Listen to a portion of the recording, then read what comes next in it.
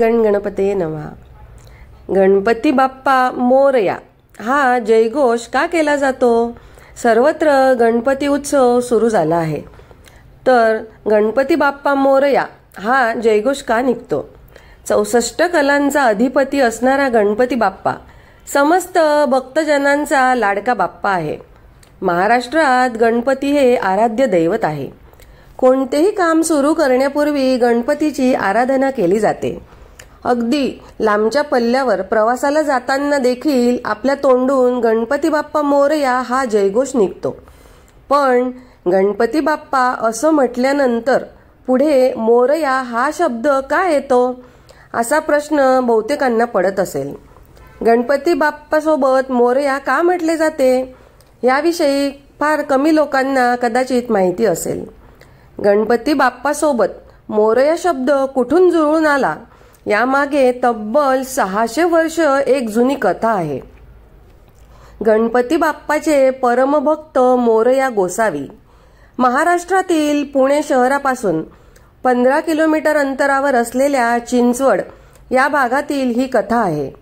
या गावामध्ये जन्मलेले मोरया गोसावी हे श्री गणेशाचे एक निस्सीम भक्त होते।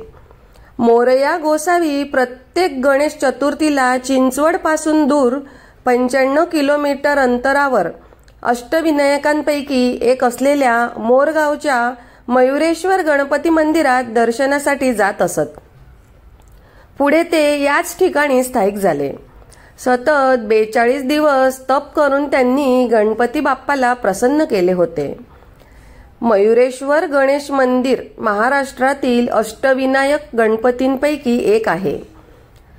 वयाच्या तब्बल 117व्या वर्षापर्यंत मोरया गोसावी नियमितपणे मयुरेश्वर मंदिरात दर्शनास जात असत।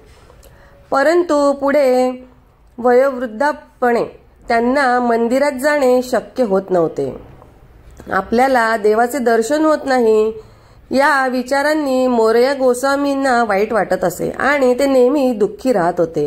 मग बाप्पा तरी आपल्या भक्तांचं दुःख कसं बघवेल?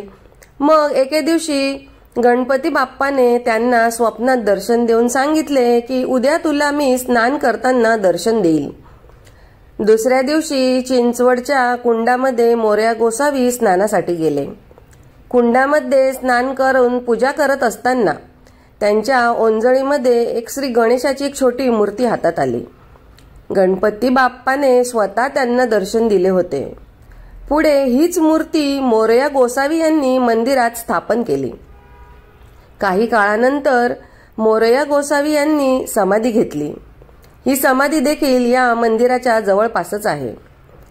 हे ठिकाण मोरया गोसावी मंदिर नावाने ओळखले जाते।